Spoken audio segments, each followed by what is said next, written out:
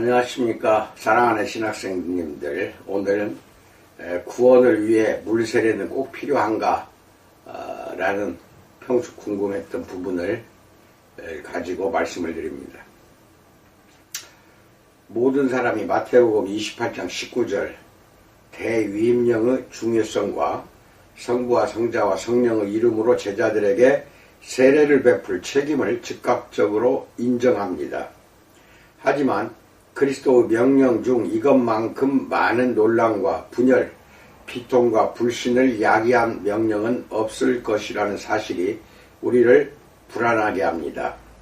실제로 이 명령은 그리스도인들로 하여금 때로 서로를 흉포함과 잔인함 및 증오를 품고 멸망시키도록 했는데, 이것은 이상하게도 자신의 제자들에게 서로 사랑할 것을 끊임없이 강조한 그와 대치를 이룹니다. 요한복음 15장 12절 17절 읽으세요. 애석하게도 세례는 분열을 초래하는 문제입니다. 세례의 양식, 즉 물을 뿌리는 것이나 물에 담그는 것, 양식과 의미, 특별한 대상, 즉 유아세례 대 신자의 세례에 대한 논쟁은 맹렬합니다. 그러나 보다 골칫거리인 것은 세례와 중생 혹은 새로남, new birth라고 해서 중생이죠. 그리고 세례와 죄 용서와의 관계입니다. 이번 설교에서 나는 종종 이런 논쟁의 중심이 되는 두 가지 본문, 사도행전 2장 38절과 요한복음 3장 5절을 살펴보고자 합니다. 첫 번째, 사도행전 2장 38절에 대해서 알아봅니다.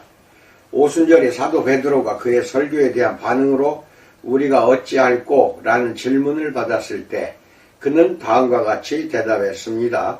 너희가 회개하여 각각 예수 그리스도의 이름으로 세례를 받고 죄 사함을 받으라. 그리하면 성령의 선물을 받으리니. 사도행전 2장 38절 말씀입니다. 보통 이 본문은 요한복음 3장 5절과 함께 새 생명과 죄 용서를 받기 위해서는 물로 세례를 받아야 한다는 증거로 가장 많이 인용됩니다. 우리는 이런 주장을 어떻게 이해해야 할까요?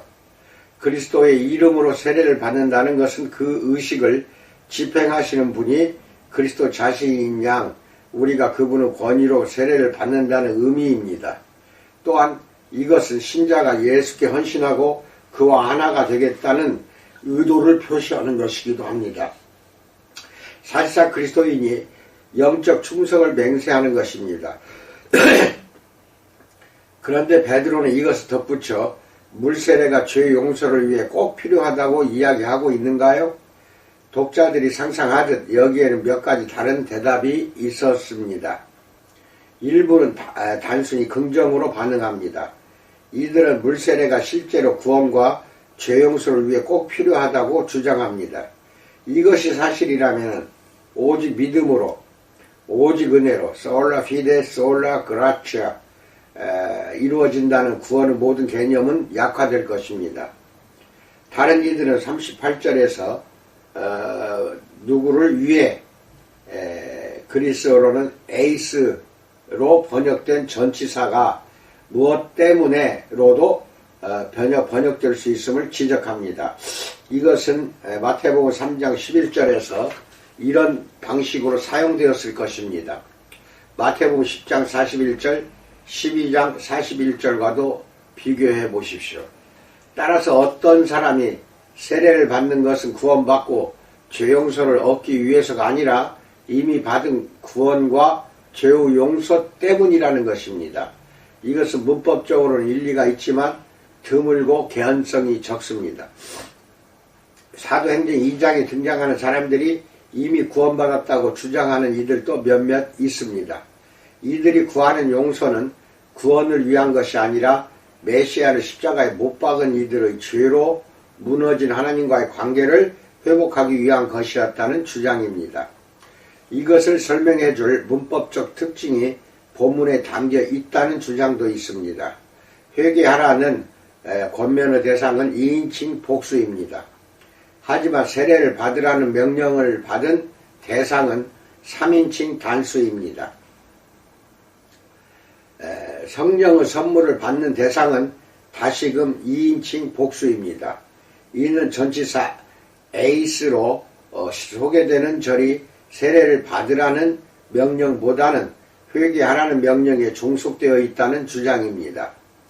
다른 말로 하면 죄 용서는 세례가 아니라 회개를 뒤따른다는 것입니다.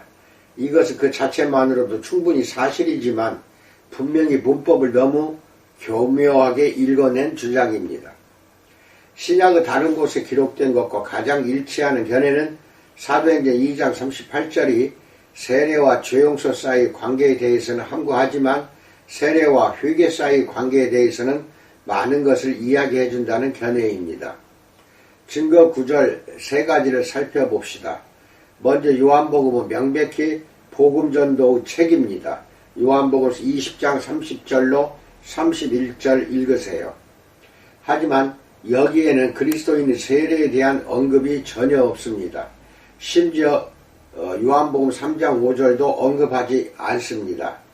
요한복음 6장 한 장만 연구해 봐도 신앙 혹은 믿음이 우리가 구원을 받는 유일한 조건으로 명시되어 있다는 사실은 분명해집니다. 요한복음 1장 7절, 12절, 3장 16절, 18절, 36절, 5장 24절, 6장 40절, 47절도 읽어보세요. 요한복음의 이러한 진리를 긍정하는 본문이 수없이 많다는 사실은 언급할 필요도 없습니다. 신약의 나머지 부분들과 함께 칭의와 죄용서를 위한 유일한 조건으로 신앙이나 회개를 이야기하는 본문은 거의 150개에 달합니다. 구원을 위해 물세례가 절대적으로 필요하다면 이와 같이 수많은 본문으로부터 그것이 누락되었다는 사실을 우리는 어떻게 설명할 것입니까? 두 번째로 고린도전서 1장 17절 전반부에서 바울은 실제로 물세례와 복음을 대조했습니다.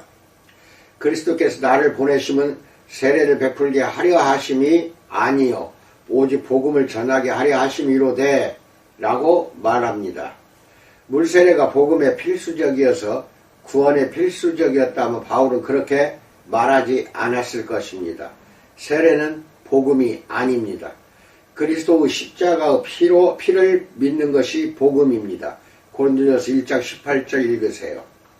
세 번째로 사도행전 자체 내에서 주목해야 할 사실 두 가지가 있습니다. 초기 교회에서 물세례는 신앙에 대한 평범하고 일상적인 반응이었습니다. 사실 세례를 통해 신앙이 표현의 절정을 찾는 것으로 보일 정도였습니다. 이것은 죄인이 주님을 부르고 주님께 자신을 헌신하는 계기였습니다. 특별히 사도행전 2장 41절, 8장 12절로 13절, 36절로 38절, 9장 17절로 18절, 10장 44절로 48절, 16장 14절로 15절, 30절로 33절, 18장 8절을 읽으세요. 따라서 신약에서 세례를 받지 않은 그리스도인이라는 개념은 그야말로 상상조차 되지 않았습니다. 만일 신자이면서 세례를 받지 않은 사람이 있었다면 그는 구원은 받았지만 동시에 죄 가운데 있는 것이었습니다. 더욱이 사도행전 어디에도 또는 신약 어디에도 세례가 용서와 칭의를 위한 유일한 전제나 조건으로 제시된 경우는 없습니다. 그러나 신앙 회개는 자주 그렇게 제시되었습니다. 누가복음 24장 47절, 사도행전 2장 21절, 3장 19절, 4장 4절, 5장 31절, 9장 42절, 10장 43절로 48절, 11장 21절, 13장 38절로 39절, 14장 1절, 16장 31절,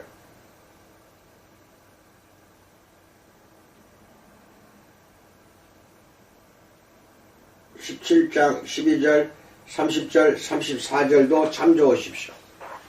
사도행전의 이러한 증거는 우리에게 무엇을 말해주는가요? 용서와 칭의가 믿는 자들에게 주시는 하나님의 선물이라는 것입니다. 우리는 믿음으로만 의롭다 하심을 얻습니다. 또한 믿는 자가 모두 세례를 받는 것이 평범하고 일상적이며 사실상 무언의 기대였다는 것을 말해줍니다. 왜일까요? 물세례가 내적 믿음의 외적인 표현이었기 때문입니다. 세례가 없는 믿음은 미소가 없는 기쁨과도 같습니다. 세례는 믿음이 보증한 모든 것을 상징했습니다. 세례는 신앙이 비가시적, 사적으로 성취한 모든 것을 가시적, 공적으로 선포했습니다. 용서는 세례를 받는 모든 이에게 약속되었는데 세례가 용서를 보증했기 때문이 아니라 세례가 믿음을 상징했기 때문입니다. 따라서 베드로가 사도행전 2장 38절에 세례를 포함한 것은 세례가 용서와 관련되었기 때문이 아니라 세례가 회개와 관련되었기 때문입니다. 세례는 용서가 아니라 믿음에 매우 중요했습니다. 두 번째, 요한복음 3장 5절에 대해서 알아봅니다. 요한복음 3장 5절에서 예수는 니고데모에게 다음과 같이 말씀하셨습니다. 진실로 진실로 내게 이르노니 사람이 물과 성령으로 나지 아니하면 하나님의 나라에 들어갈 수 없느니라 라고 말합니다. 많은 사람에게 이 구절은 물세례를 떠나서는 구원이 없다는 사실을 명백하게 선언한 것입니다. 나의 임무는 이 진술을 살펴 예수가 의미하신 바와 이것이 구원하는 은혜의 경험에 대해 이야기하는 바를 결론 짓는 것입니다. 먼저 3절과 7절에서 거듭, 아노텐이라고 합니다. 거듭으로 번역된 단어의 의미를 파악할 필요가 있습니다. 이것이 시간, 즉 다시를 의미한다고 주장하는 이들도 있고 위치, 즉 위로부터를 의미한다고 말하는 이들도 있습니다. 몇 가지 사실이 후자의 번역을 선호합니다.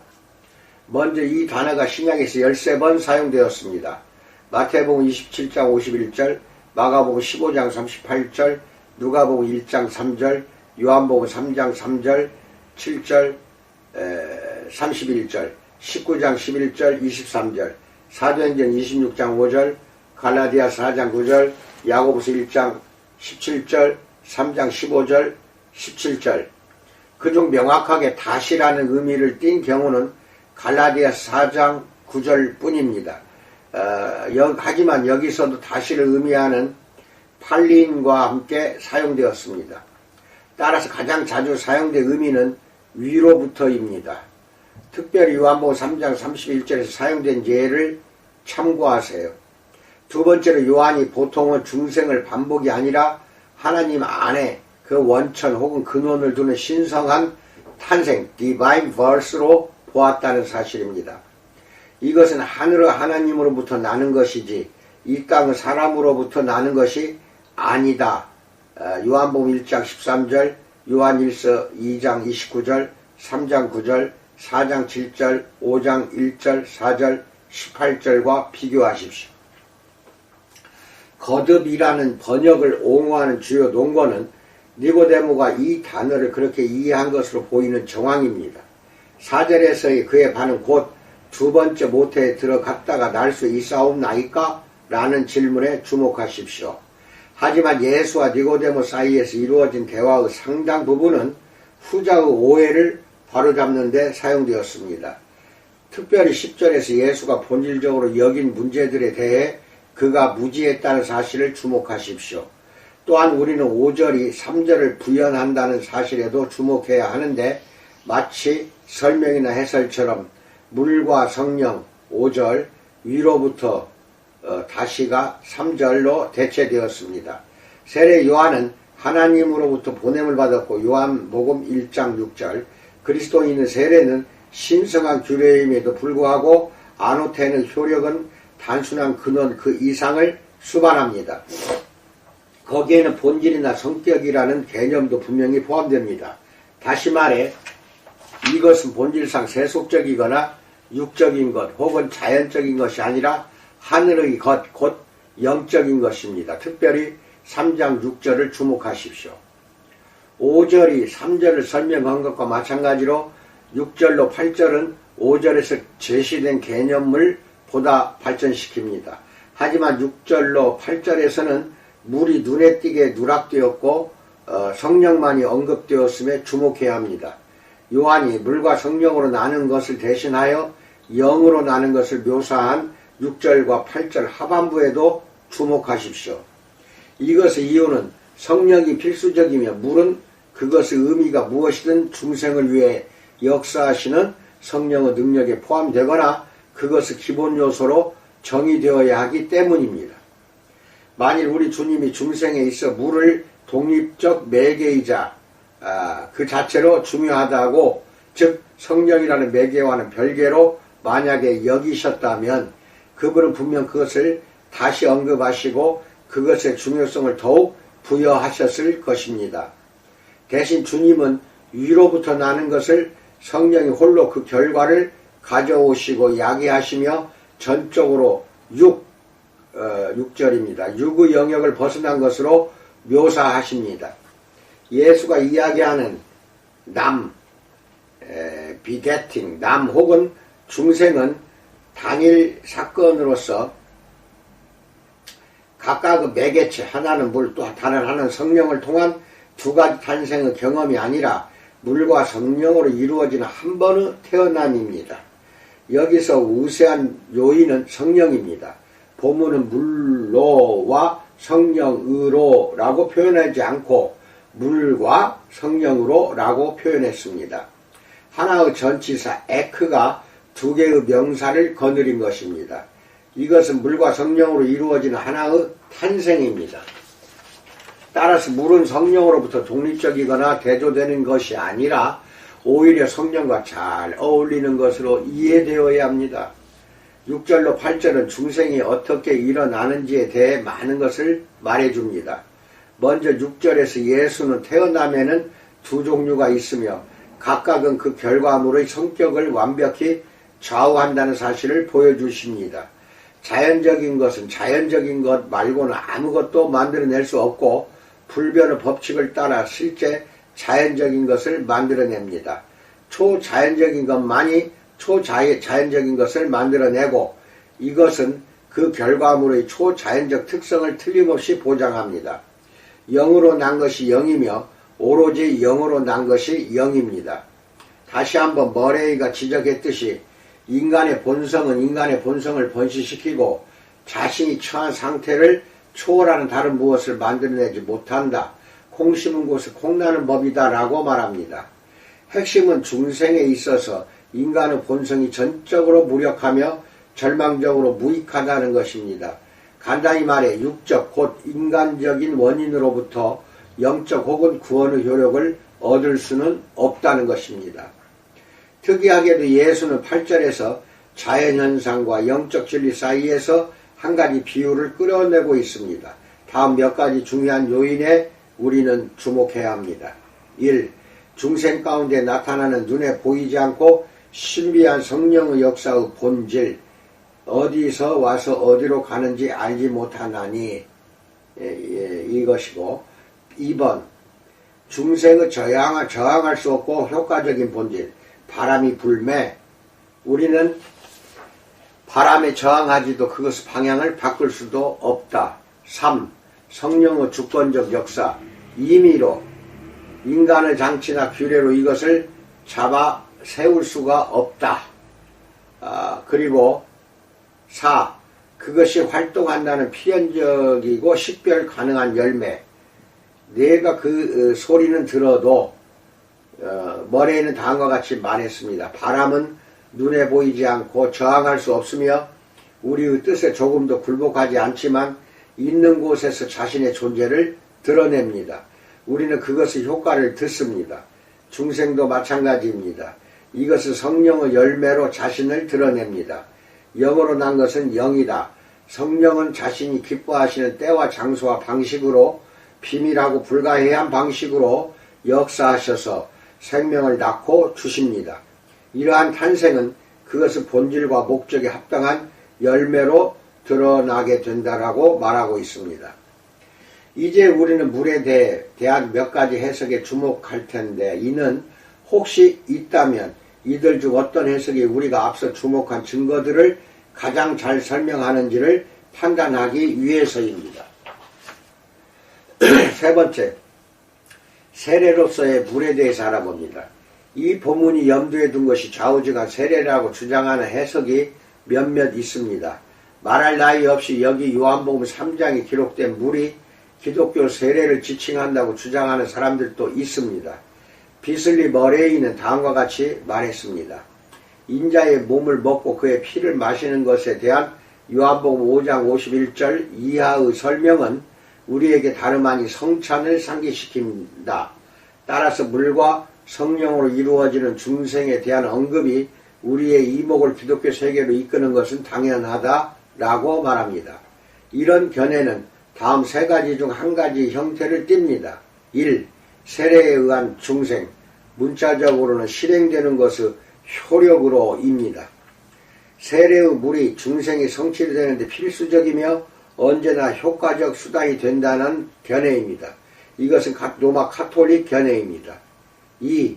다음은 중재적 견해로서 이 견해에 따르며 중생하는 것은 오직 성령이지만 이 성령은 그가 역사하도록 하나님이 정하신 때 혹은 하나님이 정하신 방편인 세례의 물로 그리고 그것을 통해서만 그렇게 하신다. 그리고 3. 물세례가 성령이 이루시는 내적 중생의 외적 표상이자 확인이라는 견해도 있다. 여기서 물세례를 염두에 두었다는 주장에 대한 반응으로 몇 가지 언급할 것이 있습니다. 먼저 신약 어디에서도 중생과 물세례를 불가분한 것으로 보지 않았다는 점입니다. 다시 한번 8절의 핵심은 성령이 바람처럼 자유롭고 주권적으로 역사하신다는 것인데 만일 중생이 물세례에 불가분 묶여 있다면 이것은 매우 부적절한 비유가 됩니다. 두 번째로 물이 세례를 지칭한다면 물세례가 중생의 필수 방편이든 성령이 역사하시는 기회이든 간에 그것은 왜 6절로 8절에서 생략되었는가요? 더는 다음과 같이 말했습니다. 요한이 물을 그 자체로 중요하고 거듭남이라는 개념에 필수적인 것으로 보았다면 그는 분명 그것을 다시 언급하고 그것에 보다 큰 중요성을 부여했을 것이다.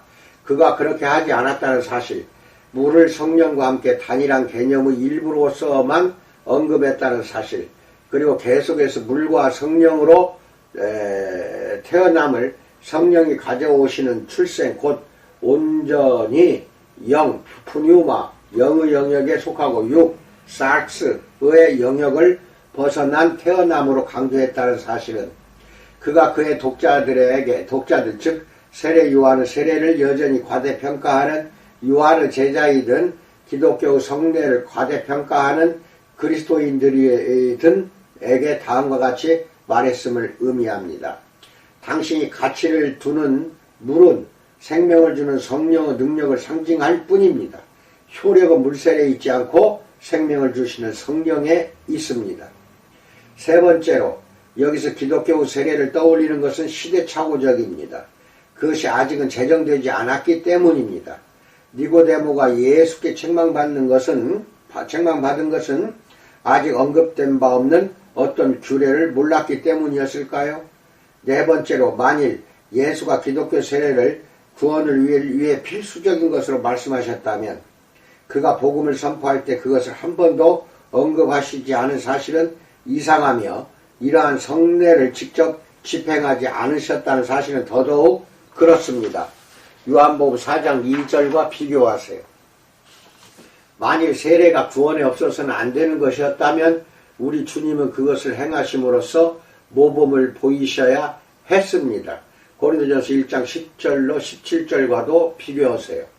다섯 번째이자 마지막으로 다시 한번 더는 다음과 같이 적절하게 말했습니다. 새로 태어남은 사람에게는 불가능한 것으로서 사람은 그것을 꾀하거나 성사시키거나 성취할 수 없다. 이것은 온전히 성령이 주시는 것이다. 그리고 이것은 신비롭게 주어지기에 우리는 성령의 임하심을 정확한 시간과 정확한 방법으로 한정할 수 없고 그 임하심의 효과를 측정할 수도 없다. 다만 신자 안에 그가 임재하시는 것을 인지할 뿐이다. 8절 보세요. 이것은 요한이 기독교 세례의 물을 통해서는 고사하고 그 세례를 통해 성령이 주어진다고 생각했다는 주장과는 전혀 어울리지 않습니다. 다음으로는 여기에 물이 요한의 세례를 암시한다고 믿는 사람들에게로 넘어가 봅시다. 요한의 세례는 요한복음 첫 3장에서 자주 언급되었습니다. 1장 6절로 8절, 15절, 19절로 34절, 3장 22절로 36절 읽으세요.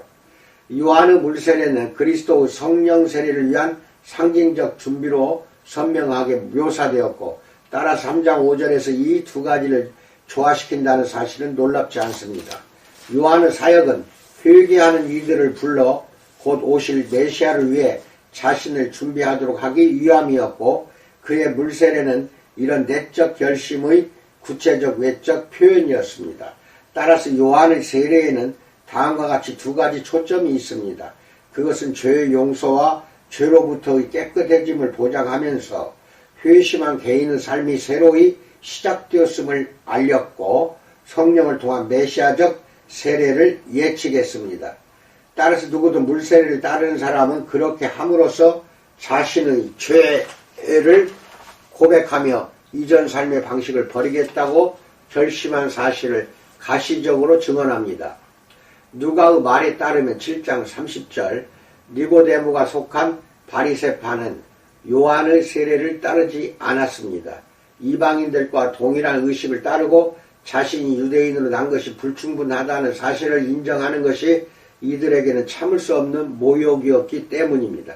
메시아로부터 성령 받은 것은 모욕이 아닙니다. 반대로 영광스러운 특권입니다. 하지만 기이하게 여기는 군중을 앞에 두고 요단강으로 걸어 들어가 자신이 깨끗해지고 새로 나야 한다는 사실을 인정하는 것은 지나치게 버거운 일이었습니다. 우리 주님은 다만 이러한 바리새인 니고데모를 향해 하나님 나라에 들어가려면 성령으로 나야 할 뿐 아니라 죄로부터 돌아서고 이전 것에 대해 죽어야 한다는 것을 선언하였을 뿐인데, 이 모든 것을 상징적으로 묘사하는 것이 요한의 물세례였습니다. 따라서 물과 성령으로 난다는 것은 예수가 니고데모에게 그에게 죄로부터의 깨끗해짐, 그러니까 요한의 물세례로 상징되고 성령으로부터의 중생으로 가능해지는 깨끗해짐이 필요함을 이야기한 방식이었다는 것을 말합니다. 이러한 견해에서 물은 우리가 중생하는 수단이나 매개체가 아니라 요한의 세례와 그 세례가 상징적으로 묘사하는 죄로부터의 회개와 용서를 지칭합니다. 만일 그렇다면 이것은 요한의 세례가 이루어졌던 기간으로 본문의 관련성을 한정지을 것입니다. 본문에서 염두에 둔 것이 기독교 세례라는 견해에 반하여 앞서 언급된 몇몇 주장은 여기서도 동일하게 적용될 수 있습니다. 더욱이 요한이 물로 이루어지는 자신의 세례를 성령으로 이루어지는 메시아의 세례와 한결같이 대조했지만 이 본문은 물과 성령을 분명히 조화시키고 있습니다. 마태복음 3장 11절과 비교하세요. 하지만 보다 나은 대안이 없었다면 이러한 견해를 주장할 수는 있을 것입니다. 네 번째, 생리학적 혹은 출산과 관련된 견해에 대해서 알아봅니다. 물에 대한 흥미롭지만 다소 기이한 해석은 물이 육체가 태어날 때 흘러나오는 액체, 즉 양수를 가리킨다는 것입니다. 이 견해를 대표하는 두 사람의 설명은 다음과 같습니다. 자, 물로 난다는 것은 육체적으로 나는 것에 대한 참되고 적절한 묘사다. 태아는 다량의 액체, 즉 물을 담은 막 안에 둘러싸여 있기에 태아가 나는 것은 물로부터 나오는 것이다. 우리는 모두 물로부터 나왔지만 하나님 나라에 들어가기 위해서는 성령으로부터 나오는 또 다른 탄생이 필요하다. 인간의 출생은 태중에서 자라는 동안 태아를 두르고 있던 태포가 파열되면서 이루어진다. 따라서 모든 자연적 출생은 물로부터 나는 것이다. 이 해석은 다른 제안들에 따르는 반대 의견을 비껴갈 뿐 아니라 태에 대한 니고데모 언급과 가깝게 연결된다라고 말합니다. 이 모든 내용은 어떤 주석가가 표현한 대로 의심스러울 만큼 현대적이며 지나치게 임상적입니다. 1세기 사람들이 육체적인 출생을 이런 용어로 이야기했다는 사실에는 증거가 부족합니다. 또한 예수가 이렇게나 명백하리만큼 자명한 사실을 두고 자신의 말을 낭비했을까요? 그가 사람이 두 번 나기 전에 한 번 나야만 한다는 사실을 확인했다는 것은 그의 탁월함에 걸맞지 않습니다. 예수가 물과 피로 임했다고 이야기하는 요한일서 5장 6절로 7절에 호소하는 이들도 있습니다. 이들의 주장에 따르면 물은 예수의 육체적인 출생을 지칭합니다. 훨씬 더 그럴듯한 설명은 물과 피가 각각 예수의 세례와 죽음을 지칭한다는 것인데, 전자를 통해 예수는 그의 사역을 위한 본행과 능력을 받았으며 후자를 통해서는 그의 사역이 완성되었습니다. 이것은 예수가 세례를 받기 이전과 세례를 받는 동안, 그리고 십자가에 달리는 동안과 십자가 이후 그리스도였다는 사실을 보여주므로 거짓 선지자들을 반박합니다. 물 또는 세례를 통해 예수가 그리스도가 되신 것이 아니라 그리스도이신 예수가 물을 통해 임한 것입니다.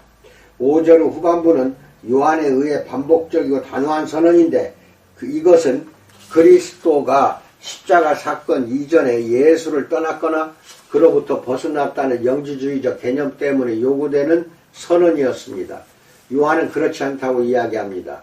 피 흘린 분은 단순히 예수가 아니라 예수 그리스도였습니다. 슈고 오드버그는 생리학 출산과 관련된 모형만큼이나 흥미롭고 기이한 변형을 제시했습니다.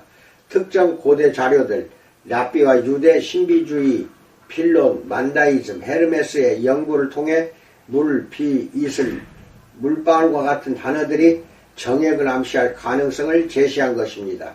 따라서 물은 육체적 과정 속 정액이나 남성의 시에 상응하는 영적 과정에 속한 어떤 것이 됩니다. 그렇다면 우리는 물과 성령을 매우 긴밀히 하나로 묶어 영적 시, 베드로전서 1장 23절과 비교하십시오. 영적 시와 같은 것으로 번역해야 할 것입니다.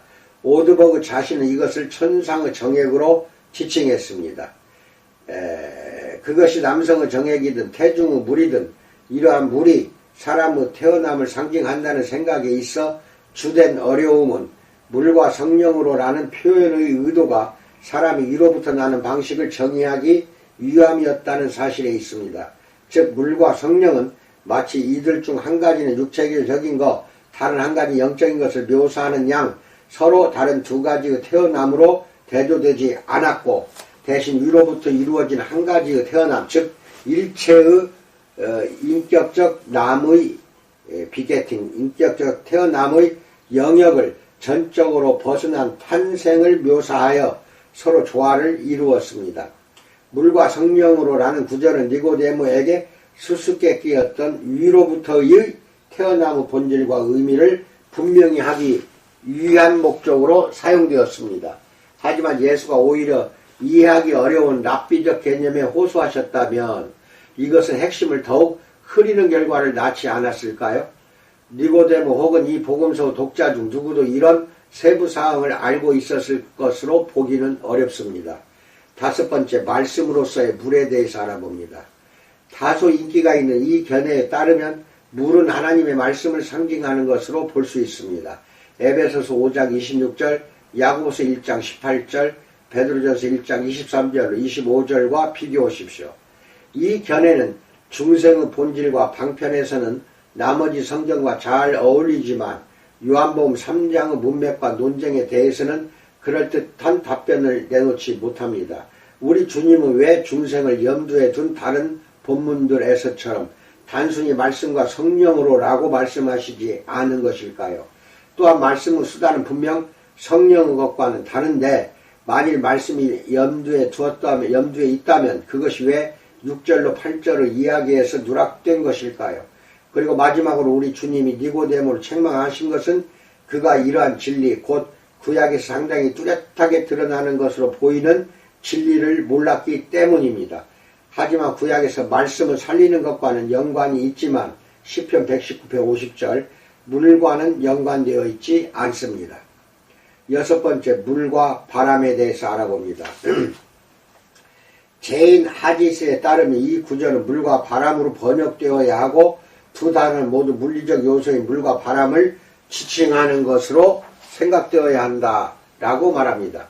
이것으로서 주님은 하늘로부터 비롯되지만 이 땅에 필수적이고 선명한 효과를 내는 자연현상으로 우리의 주의를 돌리신다.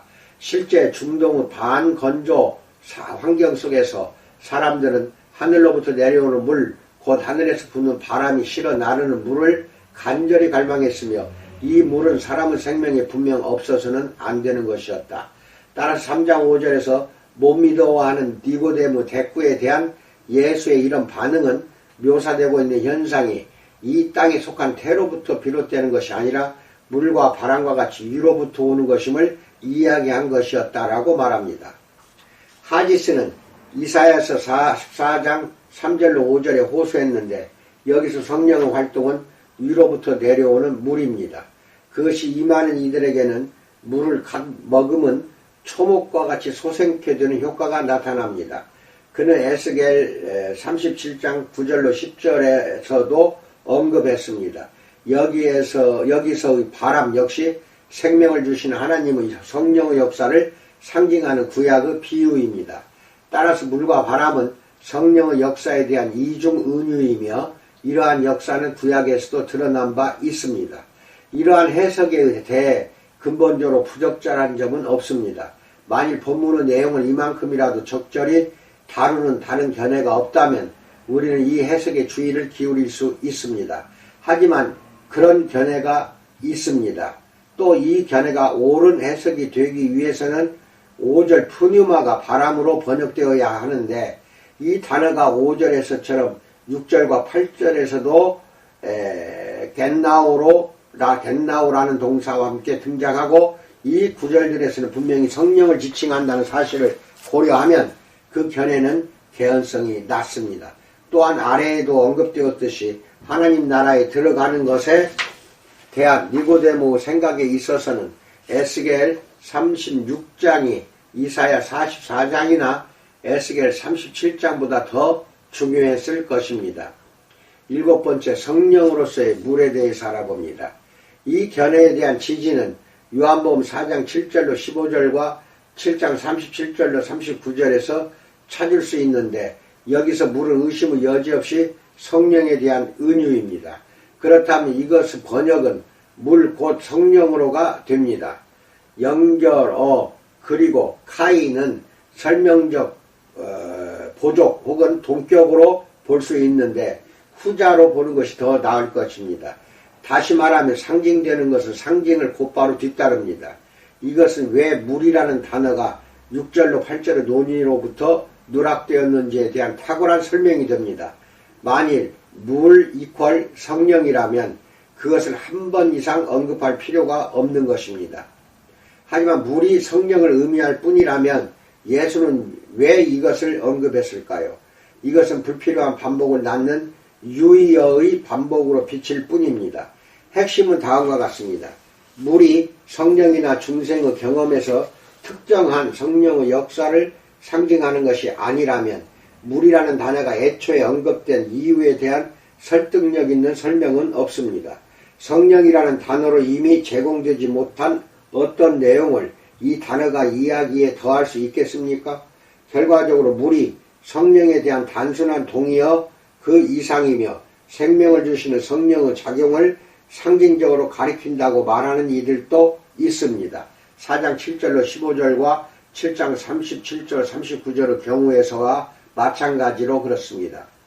이것은 전적으로 가능하지만 최선의 답은 아닙니다.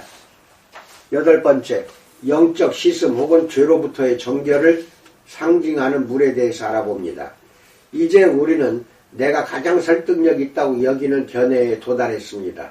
이 해석에 따르면 니고데모는 물이라는 단어를 들었을 때 물이 구약에서 갖는 종교적 중요성을 곧바로 떠올릴 수 있었습니다. 보다 적절하게는 그것을 떠올렸어야 했습니다. 그렇게 하지 못했기 때문에 예수의 책망을 받은 것입니다. 물이 구약에서 종교적으로 사용된 사실 혹은 더 정확히 이야기하면 물이 종교적으로 갖는 상징적 의미는 한 가지, 즉 정결을 가리켰습니다. 니고데모가 가장 먼저 떠올렸어야 했던 것은 하나님 나라에 들어가기 위해서는 정결함이 꼭 필요하다는 사실이었습니다. 구약의 물이 죄의 오염으로부터의 씻음과 정결을 상징하기도 했다는 사실은 다음 본문들에서 명백히 드러납니다. 시편 51편 2절로 3절, 이사야 1장 16절, 예레미야 33장 8절, 스가랴 13장 1절, 출애굽기 40장 12절, 30장 20절로 21절, 레위기 14장 8절로 9절, 15장 5절로 27절, 열왕기 하 5장 10절, 여호수아 19장 등입니다. 따라서 니고데모에게 물로 난다는 것은 하나님 나라에 들어가는 것이 오직 죄의 오염과 더러움으로부터의 영적 정화를 통해 이루어진다는 사실을 의미했습니다. 덧붙이자면 이것은 당시 바리새인 중 다수에게 불쾌한 생각이었으니 틀림없습니다. 이 주제를 다루는 구약의 모든 본문 중 가장 근본적인 본문은 분명 에스겔 36장 25절로 26절입니다. 머레이는 이 본문을 요한복음 3장 5절에 병행하는 구약의 본문으로 보는 것이 적절하다고 여겼고, 물로 나는 것에 대해 에스겔 36장 25절의 해석 외에 다른 해석을 시도할 이유나 근거가 없음을 지적했습니다. 다음은 에스겔서 본문입니다. 36장 25절로 26절. 맑은 물을 너희에게 뿌려서 너희로 정결하게 하되 곧 너희 모든 더러운 것에서와 모든 우상 숭배에서 너희를 정결하게 할 것이며, 또 새 영을 너희 속에 두고 새 마음을 너희에게 주되 너희 육신에서 굳은 마음을 제거하고 부드러운 마음을 줄 것이며 라고 말합니다. 요한복음 3장 5절의 두 가지 요소, 물과 성령으로 남, 이것은 구약의 대응 본문에 있는 두 가지 요소와 일치합니다. 두 본문에서 물은 정화에 대해 이야기합니다. 두 본문에서 성령은 갱신 혹은 회복에 대해 말합니다. 그러나 이들은 분리될 수 없고 우리는 이들을 중생이라는 단일 경험과 관련된 영역으로 간주해야 합니다. 이것은 곧 죄로부터 깨끗해지는 것이며 영적 생명의 정가입니다. 머레이는 다음과 같이 탁월하게 요약했습니다. 하나님 나라에 대한 이해와 그곳으로 들어가는 것, 그것의 의미를 분별하고 그것의 특권과 권리와 축복을 즐거워하는 것은 주권적이고 신비하며 효과적인 활동에 의존합니다. 이런 활동에서 성령은 구체적인 행위자가 되시고 인간은 그 대상이 됩니다. 그 활동은 죄의 오염으로부터 깨끗해지거나 정화되는 것과 사람을 새롭게 하는 것으로 이루어집니다. 이 사람 안에 성령이 내주하시고 통제하시며 인도하십니다. 그 사람의 태어남이 어떻게 작용하는지에 대해서는 알 수 없지만 그것은 식별 가능한 성령의 열매로 드러납니다. 그런 성령의 열매는 하나님 나라의 일원이 된 사실과 어울리고 그것을 입증합니다. 아홉 번째, 결론에 대해서 말합니다.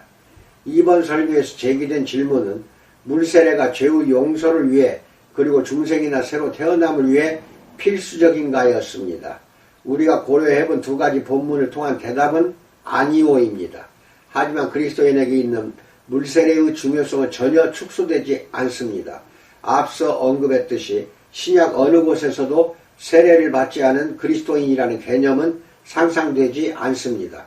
하지만 그리스도인이 받는 세례 그 자체가 그 사람은 새로 태어남 내지 구원에 기여하거나 그것을 조금이라도 야기하는 것은 아닙니다. 이것은 오로지 믿음의 열매이기 때문입니다. 이상입니다. 좀 길게 설명했습니다. 물세례와 성령세례, 물과 성령으로 의미에 대해서 여러분과 나는 정확히 그 뜻을 알고 있어야 됩니다. 오늘 말씀드린 영상은 2번, 3번 들으세요. 그리고 찾으라고 하는 성경 구절은 영상을 일시 정지시켜 놓고 찾든지 읽어 나가면서 나중에 찾든지 아무튼 꼭 찾아서 읽으셔야 여러분 것이 됩니다. 이 내용과 연관되는 다른 성경 구절은 굉장히 의미가 있고 중요하니까 잘 찾아서 읽어보시기 바랍니다. 온전히 오늘 하루도 우리 주님의 풍성한 은혜의 복이 넘치기를 주님의 이름으로 축원드립니다. 감사합니다.